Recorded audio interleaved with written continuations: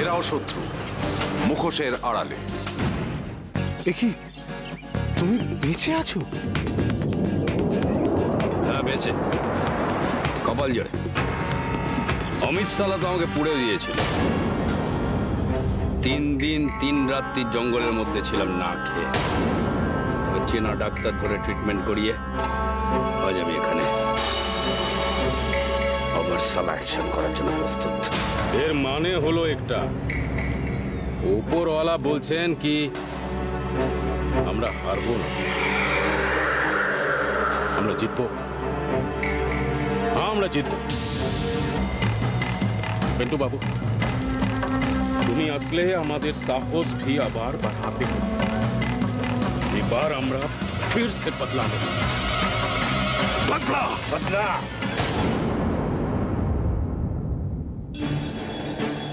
বদলা নেওয়া তো শুরু করে দিয়েছি। আমার ছেলে, আমার বউয়ের মৃত্যুর বদলা। তোমাদের দলের ভেতর থেকেই আমি তোমাদের দলকে ছোট করে দেব। আজ 3 জনকে শুইয়েছি। এমন বদলা নেব যে তুমি স্বপ্নেও কল্পনা করতে পারবে না। স্বপ্নেও না। এর থেকে তোকে বাঁচাতেই হবে অরিজিৎ, নাহলে আমাকে সুইসাইড করতে হবে। এরকম করিস না। কি হচ্ছে সব? শক্ত হ তুই। তুই যদি এভাবে ভেঙে পড়িস তাহলে তুই জাল থেকে বেরোবি কি করে? হ্যাঁ, তোর কাজ কর, তুই আপাতত বাড়ি যা, গিয়ে বৌদি আর বাবলার সাথে দেখা কর। ওরা তোকে খুব মিস করছে রে। আর এদিকে এটা আমি দেখে নিচ্ছি কত ঠিক করতে পারি। কোনো না কোনো রাস্তা ঠিক বেরোবে, তুই যা। ওকে, তাহলে আমি যাচ্ছি। তোর উপর অনেক ভরসা রাখলাম কিন্তু। ওকে।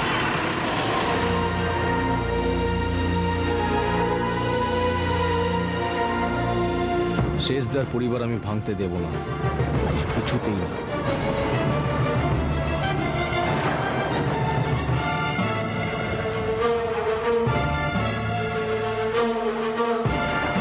তুমি যাও, আমি তোমাকে আর বাধা দেব না গো।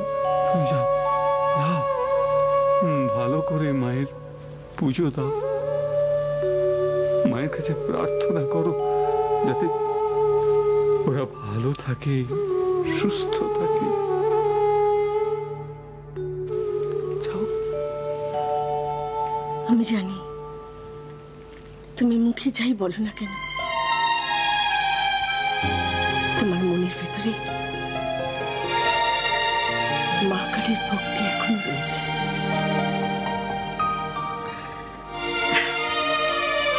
আমরা যাই, পুজোটা দিয়ে আসি। এসো মা। শোনো, আমি কদিনের জন্য একটু বাইরে যাব।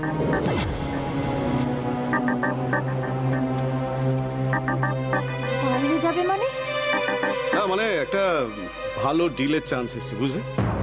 তাই আমাকে একটু পুরী যেতে হবে। জগন্নাথ দর্শনও হয়ে যাবে, আবার কাজও হয়ে যাবে। কিন্তু এরকম হুট করে কি? আরে ডার্লিং, জীবনে তো হুটহাট করে সবকিছু হয়। এই যেমন আমাদের বিয়েটা হয়েছে। আর দেখো 3-4 দিনের মামলা, আর বড় জোর 1 সপ্তাহ লাগতে পারে, তারপরেই তো ফিরে আসি। তুমি একদম চিন্তা করো না, ওকে? ঠিক আছে, কিন্তু ফোন করো। আরে করবো, নিশ্চয়ই করবো, নিশ্চয়ই। চলি, হ্যাঁ? এই টাটা। টাটা।